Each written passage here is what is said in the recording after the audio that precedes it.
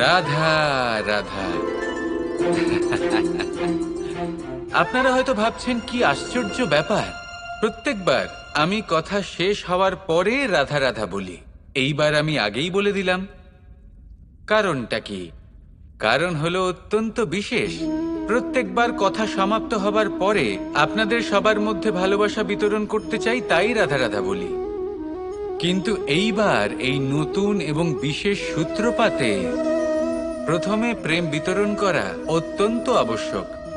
এবার একটা বিষয় আছে যা জানেন হয়তো সকলেই, কিন্তু বুঝতে খুব কম জন পারেন। এই প্রেম, এই আনন্দ, এই সকল কিছুর সূত্রপাত হয় নিঃস্বার্থ আবেগের দ্বারা। ঠিক যেমন একজন মাতাকেই দেখে নিন। যখনই একজন মাতা সন্তানকে জন্ম দেন, তখন এই সংসার ভুলে যায় যে তার জন্য এটা একটা নতুন জন্ম। কারণ একজন নারী তখন একজন মাতৃরূপে নতুন ভাবে জন্ম নেন।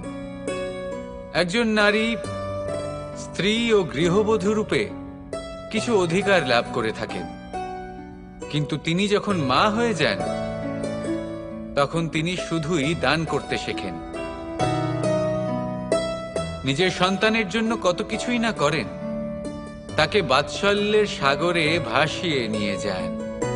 এই সংসারে রাজকুমার জন্ম নিতেই পারেন, তাকে রাম এবং লক্ষ্মণ কিন্তু মায়েরাই বানিয়ে তোলেন। একজন গোয়ালা জন্ম নেয়, তাকে দ্বারকাধীশ একজন মাই বানিয়ে তোলেন। পিতা হলেন সেই পর্বত যার একটা অংশ হলো তার সন্তান, কিন্তু মা হলেন সেই শিল্পী যিনি একটা পাথরকে খোদাই করে এমন এক মূর্তি গড়ে তোলেন যাকে সকলে পূজনীয় মনে করেন। তাহলে স্মরণ করুন সেই সকল মুহূর্ত যেগুলি আপনি নিজের মাতার সাথে অতিবাহিত করেছেন। অনুভব করতে পারবেন যে কিভাবে এক মুহূর্তেই এই মন প্রফুল্ল হয়ে ওঠে। এবারের কারণ কি? এর কারণ হলো এই জীবনের আসল দ্বারই হলো মমতা।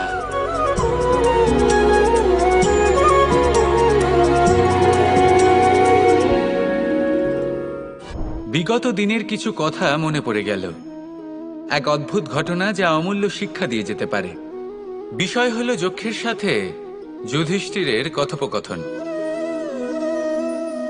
একবার যক্ষ যুধিষ্ঠিরকে জিজ্ঞেস করলেন, ওনাকে বললেন যে আমার কিছু প্রশ্নের উত্তর যদি আপনি দিতে পারেন তাহলে আমি আপনার বাকি ভ্রাতাগণকে আবার জীবিত করে তুলব। সেগুলোর মধ্যে খুব গুরুত্বপূর্ণ আর কঠিন একটা প্রশ্ন ছিল, এই সংসারে সব থেকে শ্রেষ্ঠ আশ্চর্য কোনটি? এই প্রশ্ন আমি আপনাকে জিজ্ঞেস করছি। এবার কেউ বলবেন স্বর্ণ দ্বারা নির্মিত লঙ্কা, এটি হলো সংসারের সব থেকে বড় আশ্চর্য। কেউ বলবেন বরফে ঢাকা সেই পর্বত যা আকাশ স্পর্শ করে। কেউ বলবেন সেই সমুদ্র যার গভীরতা মাপা অসম্ভব ব্যাপার। কেউ বলবেন সেই বায়ু যা আমরা দেখতে পাই না, কিন্তু তা আমাদের জীবন দান করে। সংসারের সব থেকে বড় আশ্চর্য কি, সেই প্রশ্নের উত্তর যুধিষ্ঠির দিয়েছিলেন, আর তা ছিল শ্রেষ্ঠ উত্তর এবং উচিত।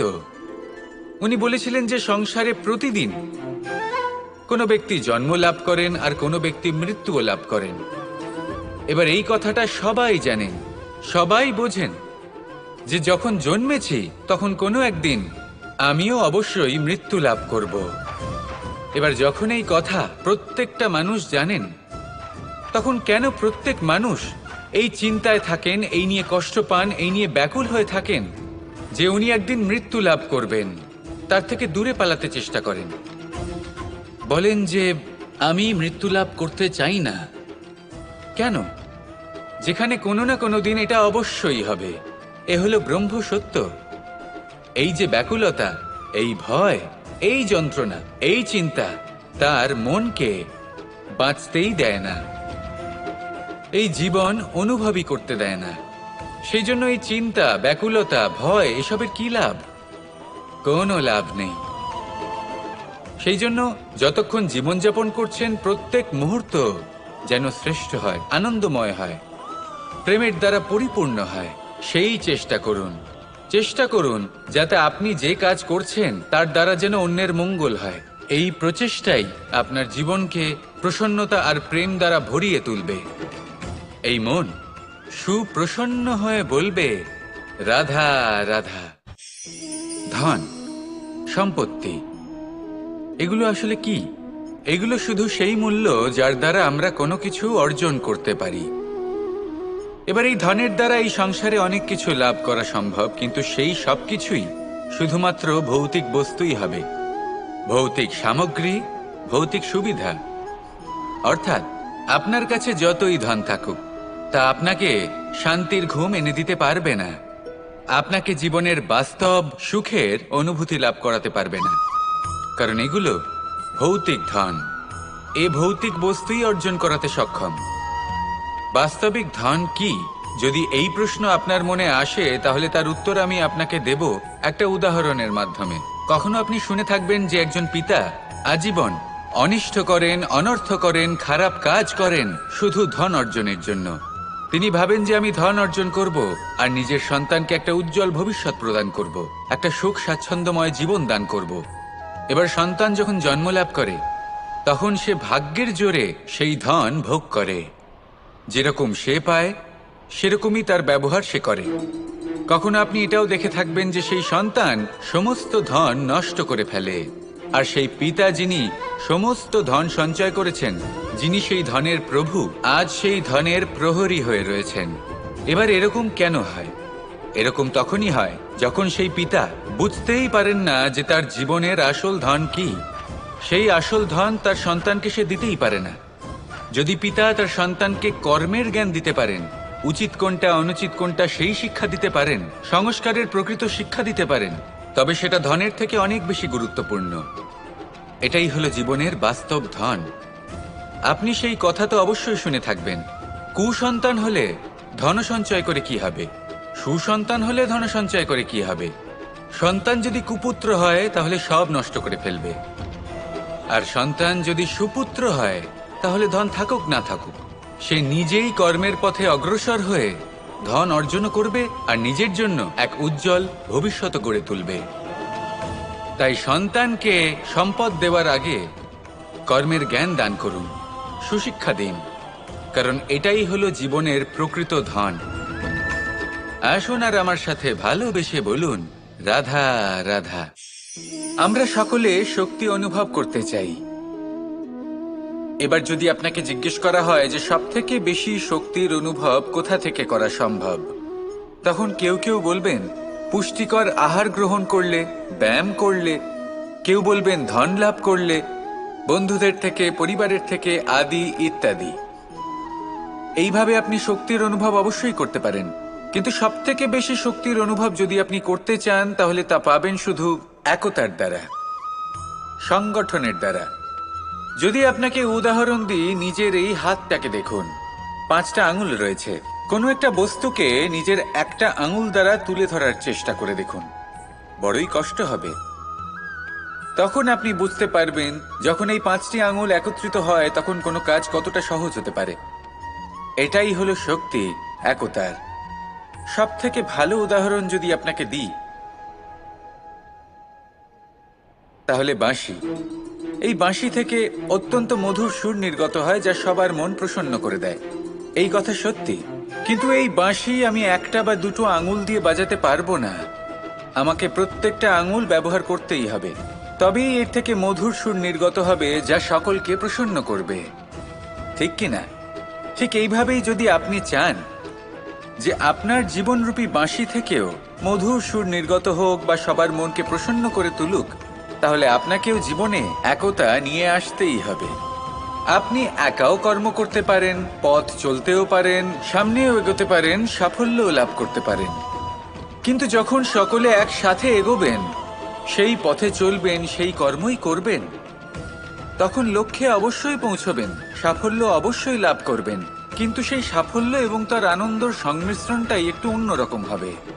তাই জীবনে ঐক্যবদ্ধ হন, একসাথে মিলে এগোতে থাকুন আর আমার সাথে ভালোবেসে বলুন, রাধা রাধা। জীবনে দুই ধরনের আবেগ রয়েছে যার কোনো মূল্য নেই।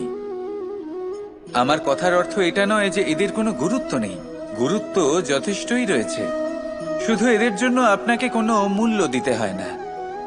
প্রথম আবেগ হলো আনন্দ, প্রসন্নতা। এটা আপনি যে কোনো জায়গায় খুঁজে পেতে পারেন যদি আপনি খুঁজে পেতে চান। আপনি কোনো পুষ্পের সৌন্দর্য দেখে প্রসন্ন হতে পারেন। বায়ুর কারণে যখন একটি বৃক্ষ শিহরিত হয় সেটা দেখে আপনি প্রসন্ন হতে পারেন। একটা ছোট্ট শিশুর কলরব শুনেও আপনি প্রসন্ন হতে পারেন। একটা ক্রন্দনরত বালককে হাসিয়ে আপনি প্রসন্ন হতে পারেন। সবকিছু আপনার উপর নির্ভরশীল। সেখানে আরেকটি আবেগ হলো দুশ্চিন্তা। মানুষ বড়ই দুশ্চিন্তা করতে থাকে। আজ আমি এই কাজ করেছি, সেই বিষয়ে চিন্তা। আজ আমি এই কাজ করতে পারিনি, সেই বিষয়ে চিন্তা। কাল আমাকে এই কাজ করতে হবে, সেই নিয়ে চিন্তা। আমি কি সেই কাজটা করতে পারবো, সেই বিষয়েও দুশ্চিন্তা। চিন্তা সর্বত্র রয়েছে, যার জন্য মূল্য দিতে হয় না। যত চান আপনি একত্রিত করতে পারেন।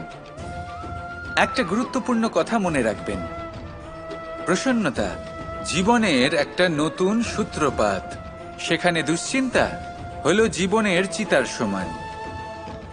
এবার এই দুটি আবেগ হলো মূল্যহীন, দুটোই আপনার সামনে আছে।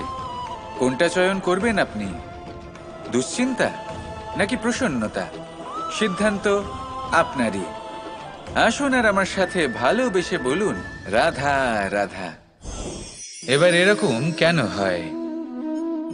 এরকম তখনই হয় যখন পিতা বুঝতেই পারেন না যে তার জীবনের আসল ধন কি। সেই আসল ধন তার সন্তানকে সে দিতেই পারে না। যদি পিতা তার সন্তানকে কর্মের জ্ঞান দিতে পারেন, উচিত কোনটা অনুচিত কোনটা সেই শিক্ষা দিতে পারেন, সংস্কারের প্রকৃত শিক্ষা দিতে পারেন, তবে সেটা ধনের থেকে অনেক বেশি গুরুত্বপূর্ণ।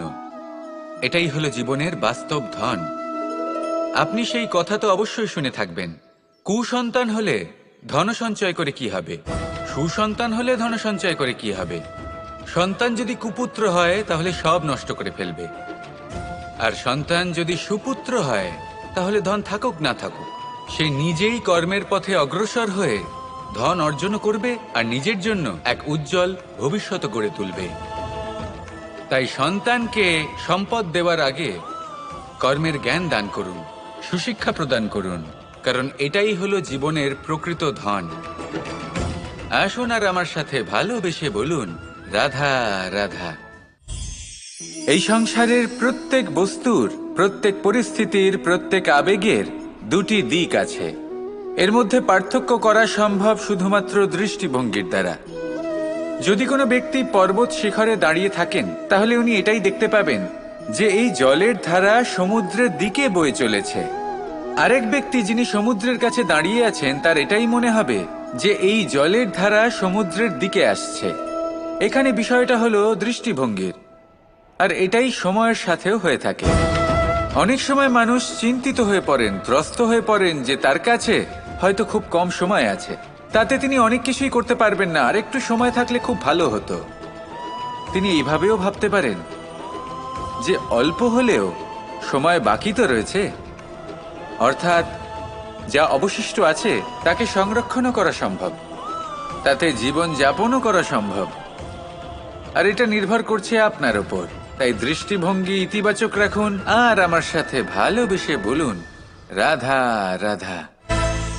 এই সংসারে যখনই পাপের ঘোড়া পূর্ণ হয় তখন ঈশ্বর অবতীর্ণ হন। দেখুন, যে ব্যক্তি পাপের সাথে লড়াই করে সবাই তাকে ঈশ্বর মনে করেন। এখানে বিষয় হলো সাহসের, বিষয় হলো লড়াইয়ের। এই সময় সর্বশ্রেষ্ঠ শিক্ষক, আর সময় তার সাথেই খেলা খেলে যে সর্বশ্রেষ্ঠ খেলোয়াড় হয়। সময় তাদেরই পরীক্ষা নেয়। এবার হয় আপনি আগে থেকেই সর্বশ্রেষ্ঠ হন, নয় এই খেলা খেলতে খেলতে সর্বশ্রেষ্ঠ হয়ে ওঠেন। যখনই এই সময় আপনার পরীক্ষা নেবে তখন কখনোই নিরাশ হয়ে পড়বেন না। নির্ভীক হয়ে সাহসের সাথে সামনের দিকে তাকান এবং এগিয়ে চলুন। পরিস্থিতিগুলির এবং পরীক্ষার সম্মুখীন হন। এই পরীক্ষা ভবিষ্যতে আপনাকে এমন একটা ফল দেবে যে আপনি কৃতজ্ঞ বোধ করবেন যে আজ আপনি এই পরীক্ষার সম্মুখীন হওয়ার সুযোগ পেয়েছেন। আসুন আর আমার সাথে ভালোবেসে বলুন, রাধা রাধা। কেউ বলে জীবন খুব ক্ষণস্থায়ী, কেউ বলে জীবন হলো একটা সুন্দর স্বপ্নের মতো, আবার কেউ বলবে জীবন হলো এক কঠোর সত্য। কিন্তু জীবন আসলে কি? জীবন হলো আপনারই প্রতিবিম্ব, একটা দর্পণ। অর্থাৎ আপনি জীবনকে সেইভাবেই পাবেন যেরকম আপনি নিজেকে প্রতিপন্ন করবেন। যদি আপনি দর্পণের দিকে তাকিয়ে হাসেন, তাহলে আপনি সামনে হাসি মুখী দেখতে পাবেন। এবার যদি আপনি গম্ভীর হয়ে থাকেন, তাহলে আপনি একজন রুষ্ট ব্যক্তি দেখতে পাবেন। শেষে সবথেকে বেশি গুরুত্বপূর্ণ হলো আপনার চেষ্টা। আপনাকে সবসময় চেষ্টা করতে হবে যাতে আপনি নিজেকে প্রসন্ন এবং ইতিবাচক মনোভাবে রাখেন। এটা হলো আপনারই উত্তরদায়িত্ব, তাকে পালন করুন। এই মনকে প্রসন্ন রাখুন, এই সংসারকে সুন্দর বলে মনে হবে। আর এই মন প্রসন্ন হয়ে বলবে, রাধা রাধা। সময় যা সবকিছুকে সমান করে দিতে পারে, যা সব থেকে বেশি শক্তিশালী, সব থেকে বড় সম্পত্তি, সব থেকে বড় শিক্ষক এবং সব থেকে বড় সুযোগ। এই সময় যখন ভালো যায় তখন তা আপনাকে আমিত্বে মত্ত করে তোলে, অহংকারে নিমজ্জিত করে দেয়। আর যখন খারাপ হয় তখন দুঃখের সাগরে নিজের প্রতি ঘৃণাবোধে নিমজ্জিত করে। তাই এই সময়ে যা এত শক্তিশালী এক সম্পত্তি, এত মহান একটি ধন, তাকে এমনি এমনি নষ্ট হতে দেবেন না। এই সময়ের সাথে কি করবেন, কিভাবে করবেন তা ভাবতে গিয়ে এবং করতে গিয়ে সময় নষ্ট করবেন না। যদি আপনি এই সময় নষ্ট করেন, তাহলে সময়ও নিশ্চিত করবে যে আপনার সাথে কি করা উচিত। তাই সময়ের সদ্ব্যবহার করুন আর আমার সাথে ভালোবেসে বলুন, রাধা রাধা। আপনি কখনো মাখনের হাঁড়ি ভেঙেছেন? কত আনন্দ পাওয়া যায়। এই মাখনের হাঁড়ি ভাঙলে পুরো মাখন আমাদের গায়ে এসে পড়ে আর মন উচ্ছ্বসিত হয়ে ওঠে। কিন্তু তার জন্য বালগোপালদের কত চেষ্টা করতে হয় সেটা কখনো ভেবে দেখেছেন? প্রথমে বড়ই পরিশ্রম করে একের ওপর এক সাবধানে ওপরে চড়তে হয়, তারপরে ভারসাম্য বজায় রাখতে হয়, পড়ে গেলে হবে না। তারপর এই হাতের দ্বারা সেই মাখনের হাঁড়ি ভাঙতে হয়, তখন মাখন পড়ে। এবার এরকমই কিছু আমাদের জীবনে আমাদের সাথেও হয়। এবার আপনি বলবেন যে মাখনের হাঁড়ি ভাঙার এই প্রক্রিয়া, তার সাথে জীবনের কি সম্পর্ক থাকতে পারে? আসলে আমাদের মনের মাঝেও একটা হাঁড়ি রয়েছে, অহংকারের হাঁড়ি। আর এই অহংকারের হাঁড়ি যখন ভেঙে যায়, তখন প্রসন্ন হবার আনন্দ চতুর্দিকে ছড়িয়ে পড়ে। এই মন, এই আত্মা, এই দুই প্রসন্ন হয়ে যায়। কিন্তু তার জন্য আপনাদেরকেও বালগোপালের মতো চেষ্টা করে যেতেই হবে, ভারসাম্য বজায় রাখতেই হবে মনের মাঝে এবং এই বুদ্ধিতে, ভালো এবং মন্দের মধ্যে, লোভ এবং পরমার্থের মধ্যে। আর তারপর নিজে হাতে অহংকারের এই হাঁড়ি ভেঙে দিতে হয়। দেখুন, যদি ঈশ্বরের সঙ্গ লাভ করতে চান তাহলে অহংকারের এই হাঁড়ি ভাঙতেই হবে। আসুন আর আমার সাথে ভালোবেসে বলুন, রাধা রাধা। মানুষের এই জীবন, মানুষ জন্ম নেয়, একটা নির্দিষ্ট সময়ের পরে এই সংসার ত্যাগ করে চলেও যায়। এবার শুধু এটাই আবশ্যক নয় যে এই জীবনকালকে আপনি যাপন করবেন, শুধু এটাই গুরুত্বপূর্ণ নয়।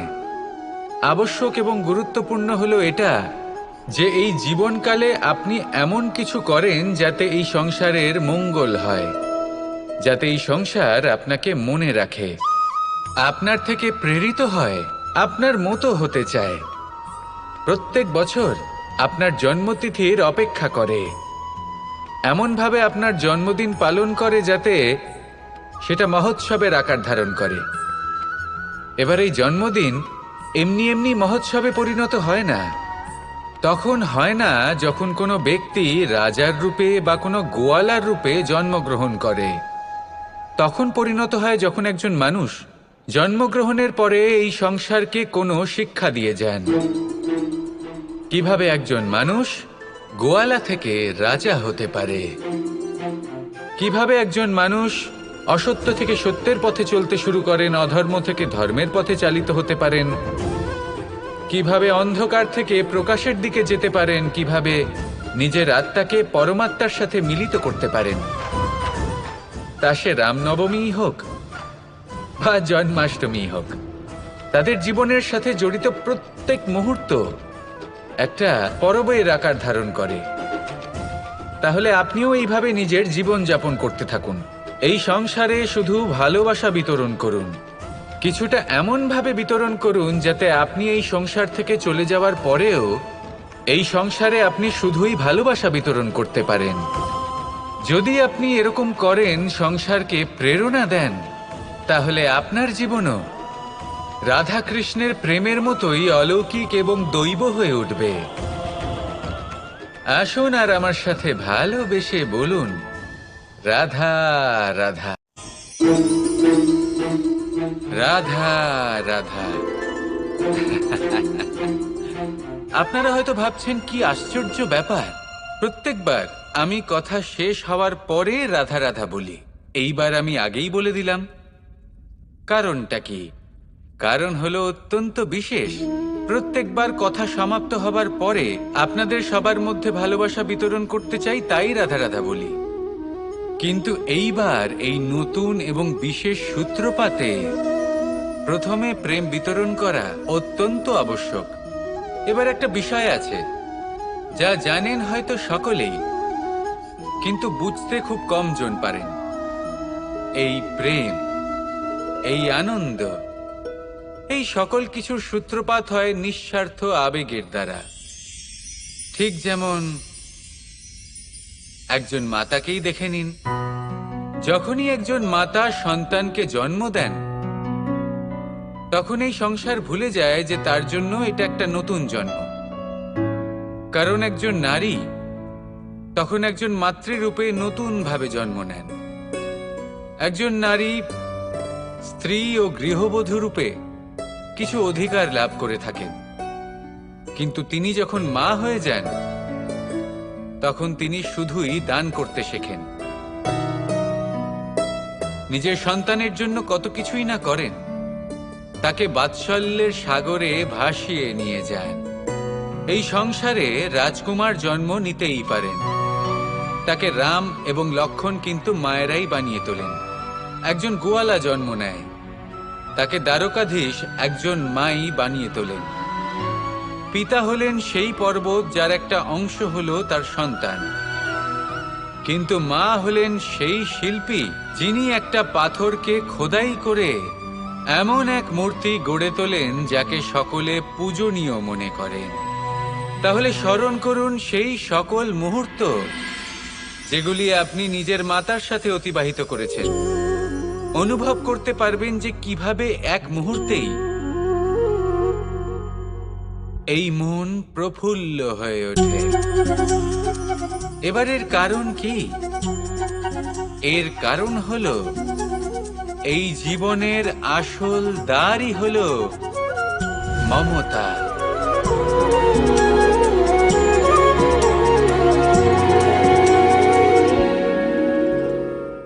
বিগত দিনের কিছু কথা মনে পড়ে গেল, এক অদ্ভুত ঘটনা যা অমূল্য শিক্ষা দিয়ে যেতে পারে। বিষয় হলো যক্ষের সাথে যুধিষ্ঠিরের কথোপকথন। একবার যক্ষ যুধিষ্ঠিরকে জিজ্ঞেস করলেন, ওনাকে বললেন যে আমার কিছু প্রশ্নের উত্তর যদি আপনি দিতে পারেন, তাহলে আমি আপনার বাকি ভ্রাতাগণকে আবার জীবিত করে তুলব। সেগুলোর মধ্যে খুব গুরুত্বপূর্ণ আর কঠিন একটা প্রশ্ন ছিল, এই সংসারে সব থেকে শ্রেষ্ঠ আশ্চর্য কোনটি? এই প্রশ্ন আমি আপনাকে জিজ্ঞেস করছি। এবার কেউ বলবেন স্বর্ণ দ্বারা নির্মিত লঙ্কা, এটি হলো সংসারের সব থেকে বড় আশ্চর্য। কেউ বলবেন বরফে ঢাকা সেই পর্বত যা আকাশ স্পর্শ করে। কেউ বলবেন সেই সমুদ্র যার গভীরতা মাপা অসম্ভব ব্যাপার। কেউ বলবেন সেই বায়ু যা আমরা দেখতে পাই না, কিন্তু তা আমাদের জীবন দান করে। সংসারের সব থেকে বড় আশ্চর্য কি, সেই প্রশ্নের উত্তর যুধিষ্ঠির দিয়েছিলেন, আর তা ছিল শ্রেষ্ঠ উত্তর এবং উচিত। উনি বলেছিলেন যে সংসারে প্রতিদিন কোনো ব্যক্তি জন্ম লাভ করেন আর কোনো ব্যক্তি মৃত্যুও লাভ করেন। এবার এই কথাটা সবাই জানেন, সবাই বোঝেন যে যখন জন্মেছি তখন কোনো একদিন আমিও অবশ্যই মৃত্যু লাভ করব। এবার যখন এই কথা প্রত্যেকটা মানুষ জানেন, তখন কেন প্রত্যেক মানুষ এই চিন্তায় থাকেন, এই নিয়ে কষ্ট পান, এই নিয়ে ব্যাকুল হয়ে থাকেন যে উনি একদিন মৃত্যু লাভ করবেন, তার থেকে দূরে পালাতে চেষ্টা করেন। বলেন যে আমি মৃত্যু লাভ করতে চাই না। কেন? যেখানে কোনো না কোনো দিন এটা অবশ্যই হবে। এ হলো ব্রহ্ম সত্য। এই যে ব্যাকুলতা, এই ভয়, এই যন্ত্রণা, এই চিন্তা তার মনকে বাঁচতেই দেয় না, এই জীবন অনুভবই করতে দেয় না। সেই জন্য এই চিন্তা, ব্যাকুলতা, ভয় এসবের কি লাভ? কোনো লাভ নেই। সেই জন্য যতক্ষণ জীবনযাপন করছেন প্রত্যেক মুহূর্ত যেন শ্রেষ্ঠ হয়, আনন্দময় হয়, প্রেমের দ্বারা পরিপূর্ণ হয়, সেই চেষ্টা করুন। চেষ্টা করুন যাতে আপনি যে কাজ করছেন তার দ্বারা যেন অন্যের মঙ্গল হয়। এই প্রচেষ্টাই আপনার জীবনকে প্রসন্নতা আর প্রেম দ্বারা ভরিয়ে তুলবে। এই মন সুপ্রসন্ন হয়ে বলবে, রাধা রাধা। ধন, সম্পত্তি, এগুলো আসলে কি? এগুলো শুধু সেই মূল্য যার দ্বারা আমরা কোনো কিছু অর্জন করতে পারি। এবার এই ধনের দ্বারা এই সংসারে অনেক কিছু লাভ করা সম্ভব, কিন্তু সেই সব কিছুই শুধুমাত্র ভৌতিক বস্তুই হবে, ভৌতিক সামগ্রী, ভৌতিক সুবিধা।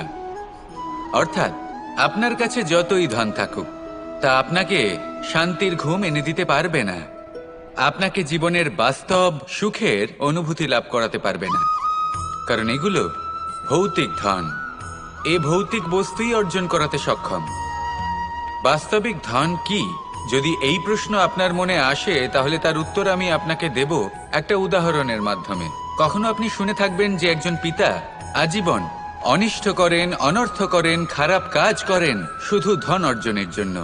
তিনি ভাবেন যে আমি ধন অর্জন করব আর নিজের সন্তানকে একটা উজ্জ্বল ভবিষ্যৎ প্রদান করব, একটা সুখ স্বাচ্ছন্দ্যময় জীবন দান করব। এবার সন্তান যখন জন্ম লাভ করে তখন সে ভাগ্যের জোরে সেই ধন ভোগ করে। যেরকম সে পায় সেরকমই তার ব্যবহার সে করে। কখনো আপনি এটাও দেখে থাকবেন যে সেই সন্তান সমস্ত ধন নষ্ট করে ফেলে, আর সেই পিতা যিনি সমস্ত ধন সঞ্চয় করেছেন, যিনি সেই ধনের প্রভু, আজ সেই ধনের প্রহরী হয়ে রয়েছেন। এবার এরকম কেন হয়?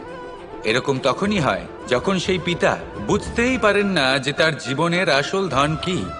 সেই আসল ধন তার সন্তানকে সে দিতেই পারে না। যদি পিতা তার সন্তানকে কর্মের জ্ঞান দিতে পারেন, উচিত কোনটা অনুচিত কোনটা সেই শিক্ষা দিতে পারেন, সংস্কারের প্রকৃত শিক্ষা দিতে পারেন, তবে সেটা ধনের থেকে অনেক বেশি গুরুত্বপূর্ণ। এটাই হলো জীবনের বাস্তব ধন। আপনি সেই কথা তো অবশ্যই শুনে থাকবেন, কুসন্তান হলে ধন সঞ্চয় করে কি হবে, সুসন্তান হলে ধন সঞ্চয় করে কি হবে।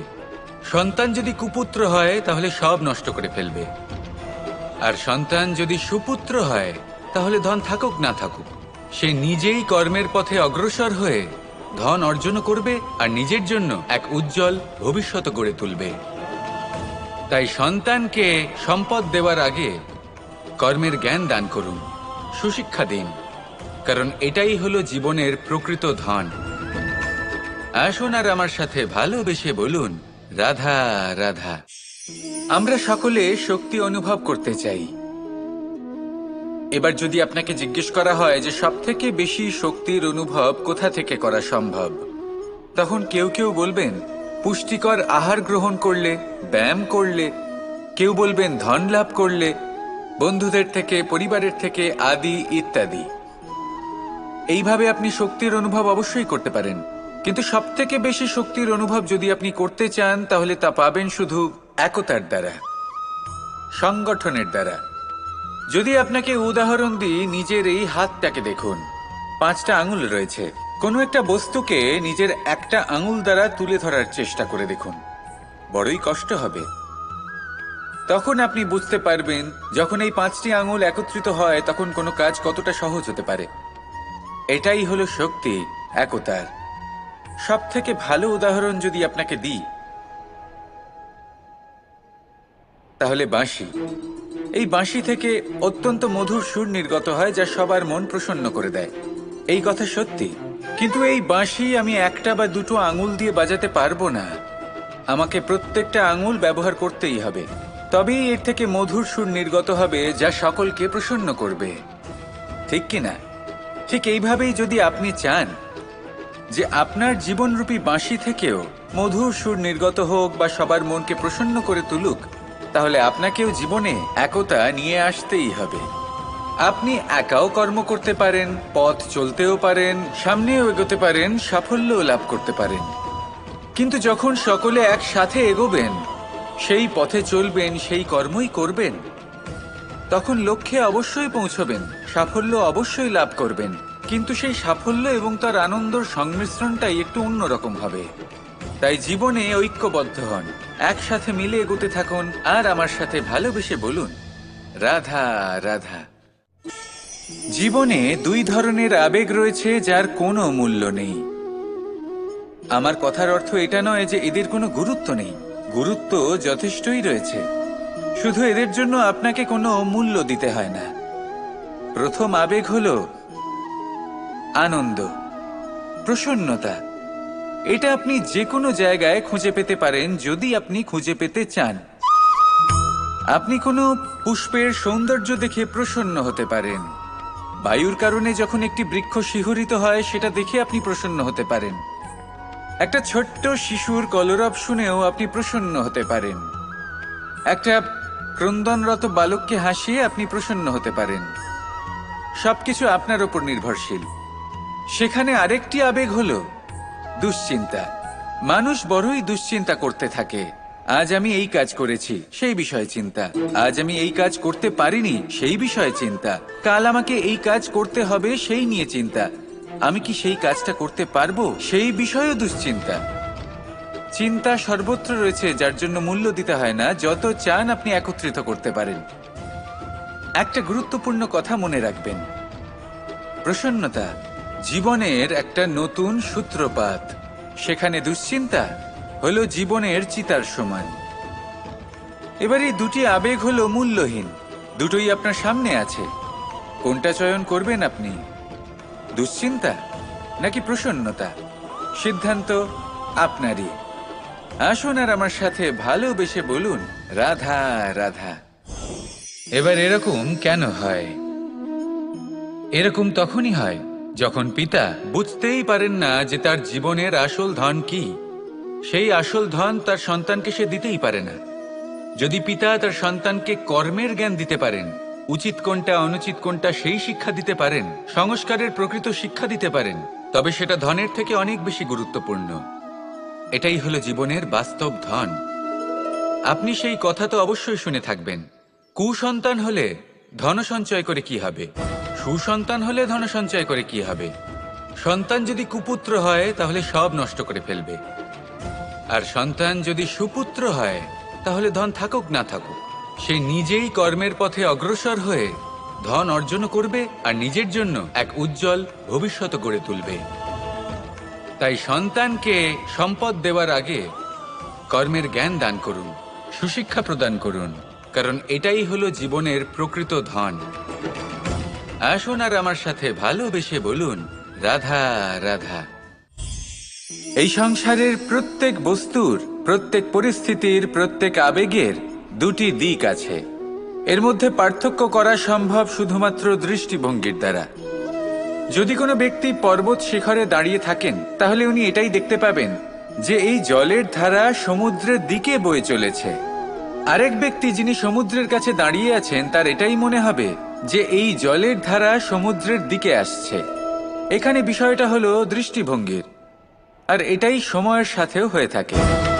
অনেক সময় মানুষ চিন্তিত হয়ে পড়েন, ত্রস্ত হয়ে পড়েন যে তার কাছে হয়তো খুব কম সময় আছে, তাতে তিনি অনেক কিছুই করতে পারবেন না, আর একটু সময় থাকলে খুব ভালো হতো।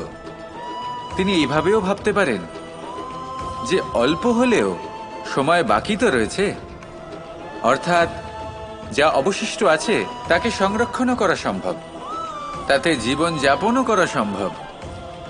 আর এটা নির্ভর করছে আপনার ওপর। তাই দৃষ্টিভঙ্গি ইতিবাচক রাখুন আর আমার সাথে ভালোবেসে বলুন, রাধা রাধা। এই সংসারে যখনই পাপের ঘোড়া পূর্ণ হয় তখন ঈশ্বর অবতীর্ণ হন। দেখুন, যে ব্যক্তি পাপের সাথে লড়াই করে সবাই তাকে ঈশ্বর মনে করেন। এখানে বিষয় হলো সাহসের, বিষয় হলো লড়াইয়ের। এই সময় সর্বশ্রেষ্ঠ শিক্ষক, আর সময় তার সাথেই খেলা খেলে যে সর্বশ্রেষ্ঠ খেলোয়াড় হয়। সময় তাদেরই পরীক্ষা নেয়। এবার হয় আপনি আগে থেকেই সর্বশ্রেষ্ঠ হন, নয় এই খেলা খেলতে খেলতে সর্বশ্রেষ্ঠ হয়ে ওঠেন। যখনই এই সময় আপনার পরীক্ষা নেবে তখন কখনোই নিরাশ হয়ে পড়বেন না। নির্ভীক হয়ে সাহসের সাথে সামনের দিকে তাকান এবং এগিয়ে চলুন। পরিস্থিতিগুলির এবং পরীক্ষার সম্মুখীন হন। এই পরীক্ষা ভবিষ্যতে আপনাকে এমন একটা ফল দেবে যে আপনি কৃতজ্ঞ বোধ করবেন যে আজ আপনি এই পরীক্ষার সম্মুখীন হওয়ার সুযোগ পেয়েছেন। আসুন আর আমার সাথে ভালোবেসে বলুন, রাধা রাধা। কেউ বলে জীবন খুব ক্ষণস্থায়ী, কেউ বলে জীবন হলো একটা সুন্দর স্বপ্নের মতো, আবার কেউ বলবে জীবন হলো এক কঠোর সত্য। কিন্তু জীবন আসলে কি? জীবন হলো আপনারই প্রতিবিম্ব, একটা দর্পণ। অর্থাৎ আপনি জীবনকে সেইভাবেই পাবেন যেরকম আপনি নিজেকে প্রতিপন্ন করবেন। যদি আপনি দর্পণের দিকে তাকিয়ে হাসেন তাহলে আপনি সামনে হাসি মুখী দেখতে পাবেন। এবার যদি আপনি গম্ভীর হয়ে থাকেন তাহলে আপনি একজন রুষ্ট ব্যক্তি দেখতে পাবেন। শেষে সবথেকে বেশি গুরুত্বপূর্ণ হলো আপনার চেষ্টা। আপনাকে সবসময় চেষ্টা করতে হবে যাতে আপনি নিজেকে প্রসন্ন এবং ইতিবাচক মনোভাবে রাখেন। এটা হলো আপনারই উত্তরদায়িত্ব, তাকে পালন করুন। এই মনকে প্রসন্ন রাখুন, এই সংসারকে সুন্দর বলে মনে হবে। আর এই মন প্রসন্ন হয়ে বলবে, রাধা রাধা। সময় যা সবকিছুকে সমান করে দিতে পারে, যা সব থেকে বেশি শক্তিশালী, সব থেকে বড় সম্পত্তি, সব থেকে বড় শিক্ষক এবং সব থেকে বড় সুযোগ। এই সময় যখন ভালো যায় তখন তা আপনাকে আমিত্বে মত্ত করে তোলে, অহংকারে নিমজ্জিত করে দেয়। আর যখন খারাপ হয় তখন দুঃখের সাগরে নিজের প্রতি ঘৃণাবোধে নিমজ্জিত করে। তাই এই সময় যা এত শক্তিশালী এক সম্পত্তি, এত মহান একটি ধন, তাকে এমনি এমনি নষ্ট হতে দেবেন না। এই সময়ের সাথে কি করবেন, কিভাবে করবেন তা ভাবতে গিয়ে এবং করতে গিয়ে সময় নষ্ট করবেন না। যদি আপনি এই সময় নষ্ট করেন তাহলে সময়ও নিশ্চিত করবে যে আপনার সাথে কি করা উচিত। তাই সময়ের সদ্ব্যবহার করুন আর আমার সাথে ভালোবেসে বলুন, রাধা রাধা। আপনি কখনো মাখনের হাঁড়ি ভেঙেছেন? কত আনন্দ পাওয়া যায়।